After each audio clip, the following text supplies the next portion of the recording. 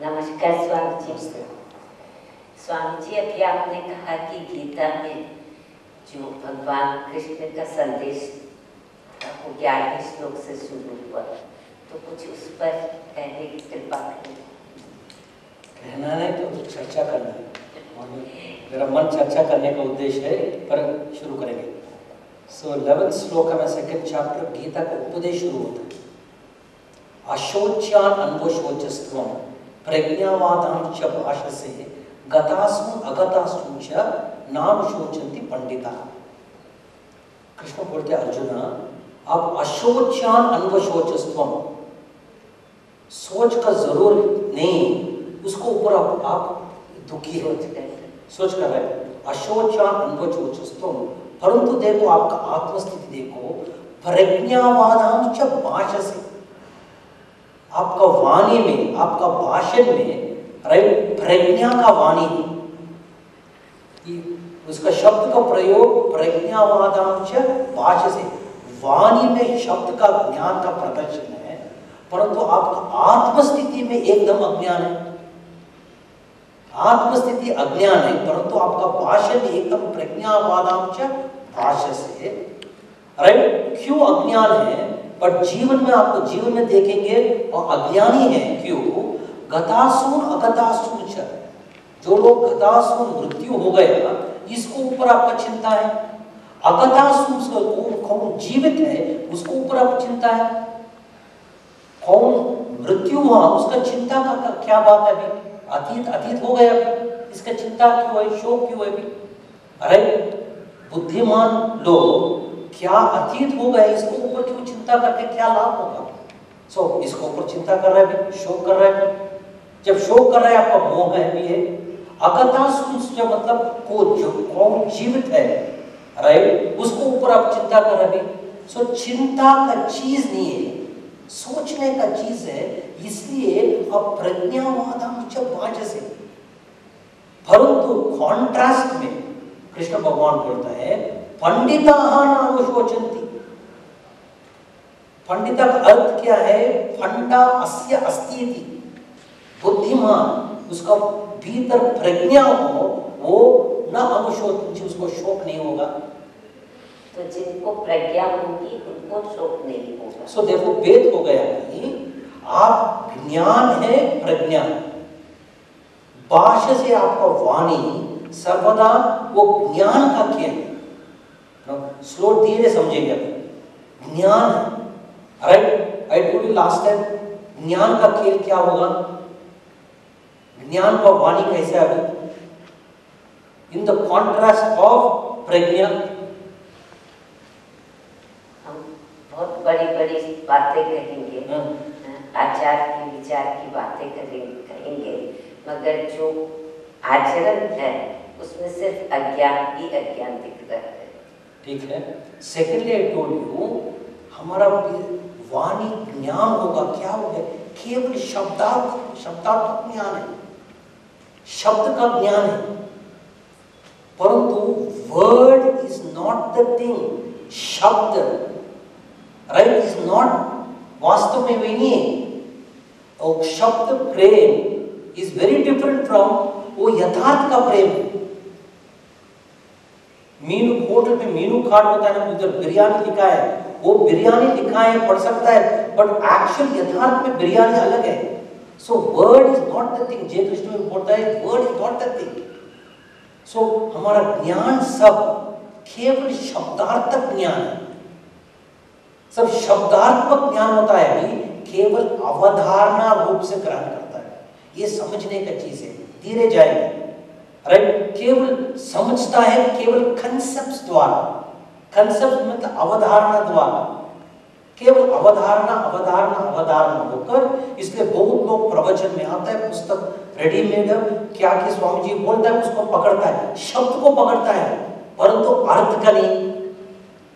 तो शब्द का पकड़ेंगे, अर्थ का नहीं है, राइट। क्या लाभ है उस शब्द, उस अर्थ अलग हो गया। इसलिए ब्यूटीफुल एग्जाम्पल हम वो माइंड रिलैक्स में किया। एक वेंडर क्या बोलता है हिंदी में? बेचने वाला। वो क्या बेच रहा है? वो सेलिंग स्क्विरल्स, गिलहरी, जोरो बोलो, गिलहरी, you are selling squirrels. So आकर एक इसको बॉय को बोलो, बच्चा वेंडर सेलर को बोल दिया, देखो ये स्क्विरल लेकर एक केज में राइट एड्रेस संकेत लिखा है, राइट दिस एड्रेस में गिव दिस स्क्विरल देयर और एल्स, बहुत केयरफुल से रखो, बहुत तगड़ा आदमी था वो।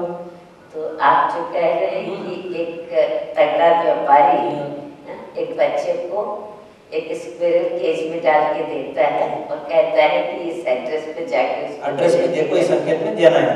सो आप ये आपने केयरफुल रखता है दिस वन एड्रेस, जहाँ केज पकड़कर as he is going he falls down, गिर जाता है, then the cage falls, right cage open होता है और स्क्विरल चले जाता है, भाग जाती है। then he start the boy, बच्चे लाफ कर रहा है, लोग आकर बोलते हैं बच्चे को, ये जब आपका वेंडर आपका बॉस तगड़ा वाली बॉस है, आपको मारेंगे ताड़ेंगे, इसे क्यों हंस रहे हैं, इसे किधर स्क्विरल भाग सकता है, एड्रेस मेरा पास है, एड्रेस मेरा पास है। सो इसलिए ऐसे ही हो गया, लोग गीता का एड्रेस, कुरान का एड्रेस, बाइबल का एड्रेस है, परंतु अर्थ स्क्विरल भाग गया। सो गीता का अध्ययन पढ़ते भी केवल संकेत है, परंतु इसका अर्थ कृष्णा का पास है। सो देखो हमारा सब अध्ययन क्या होता है, केवल शब्द का ग्रहण है, शब्द विचार, ये वर्ड्स का ग्रहण है। जब वर्ड्स का ग्रहण होता है केवल अवधारणा हो जाता है, जब अवधारणा हो जाता है अभी ये केवल एक कंसेप्ट हो गया, जब कंसेप्ट हो गया यथार्थ को नहीं ग्रहण किया। So therefore that person is Pandita, Pandita ही नहीं, केवल इस वर्ड, जिसको सिर्फ शब्द का ज्ञान है मगर यथार्थ का कोई ज्ञान नहीं। सो कृष्णा बोलते हैं अर्जुन प्रज्ञावादांश वाचसे, प्रज्ञा का क्या अर्थ होता है, शब्द को छोड़ो, शब्द का तत्व है नबी, शब्द का अर्थ आपको जीवन में ग्रहण करता है, जीवन में केवल बुद्धि से नहीं भाव से आप जीवन में ग्रहण होता है, तब आपको प्रज्ञा आ जाता है। सब प्रज्ञा तो इंटेलिजेंस हो गया और केवल शब्द एक साधारण नॉलेज है। सो देखो हमारे जीवन में परिवर्तन क्या लेता है, आपका इंटेलिजेंस, इंटेलिजेंस का मतलब प्रज्ञा, राइट, नॉलेज केवल शब्द होगा, ज्ञान होगा। इसलिए शिव सूत्र में ज्ञानम बंधनम, आपका नॉलेज एक बंधन बोलता, नॉट श्योर, कि नॉलेज तो केवल शब्द का ज्ञान है। सो देखो प्रज्ञा का नहीं, सो प्रज्ञावादाम पाश से, ये हालत हो गया हमारा जीवन में। तो हमारी जो भाषा है वो इतनी तो परिष्कृत हो गई है और इतनी शुद्ध लगती है, सच लगती है, मगर जो हमारी बीन है वो एकदम असत्य से भरी हुई है, अज्ञान से भरी। ये हालत हो गया हमारे जीवन में, हमारा वाणी एकदम प्रज्ञावान ऐसा लगता है, परंतु हमारा आचरण, हमारा आत्मस्थिति, भाव स्थिति एकदम निकृष्ट हो गया, राइट। वाक्य उत्कृष्ट लगता है परंतु जीवन निकृष्ट हो गया। सो कृष्णा बोलते अर्जुन क्यों अशोच्यान वशोचस्तुम प्रज्ञावादांश भाषसे गतासून अगतासून। देखो अभी इसको ऊपर हम सोचना है, गतासून मृत्यु हो गया ना उस पर, इसको ऊपर क्यों चिंता कर रहा है, जो बीत गया उस पर क्यों सोच रहे हैं, क्यों हम सोच रहे हैं, Why are we grieving? क्यों विषाद है, बीत गया ना, भी कोई भी बीत गया, क्यों विषाद है हमारा बीत? क्योंकि हम उसी के अंदर ट्रेवल कर रहे हैं, उसी में चल रहे हैं, वही सोच रहे हैं। उससे निकलने के लिए सिर्फ बात कहते हैं कि अब निकलना चाहते हैं, मगर वहाँ रहने पे हमको कुछ प्राप्ति हो रही है, तो इसलिए वही शांत से सोचेंगे। अभी आप ऐसा प्रश्न पूछेंगे तो आप भी सोचना है, सब दर्शकों भी सोचना है। किसी को माता को पुत्र का मृत्यु हो गया, उदाहरण दें, शांत से सोचेंगे, अरे मृत्यु, पति को पत्नी मृत्यु हो गया, शोक का कारण होता है कि साधारण दृष्टि शोक का कारण है, परंतु गंभीर से देखेंगे शोक का मूल क्या है? What is the cause of the sorrow? अभी क्या करें? अभी हमको सही उत्तर नहीं चाहिए, हमको एक विचारधारा चाहिए। सही उत्तर हम सब देंगे, एक विचारधारा चाहिए। राइट नाउ मदर का पुत्र मृत्यु हो गया, मदर बहुत दुखी है। साधारण से हम लोग क्या बोलेंगे? अभी सही समझिए, सहज है, नैसर्गिक है। अभी उसका कारण क्या है? जब नैसर्गिक बोलेगा, सहज बोलेगा, फिर बाद में आपको सोच एकदम बंद हो जाएगा। ये सहज समझिए तो एकदम बंद हो जाएगा।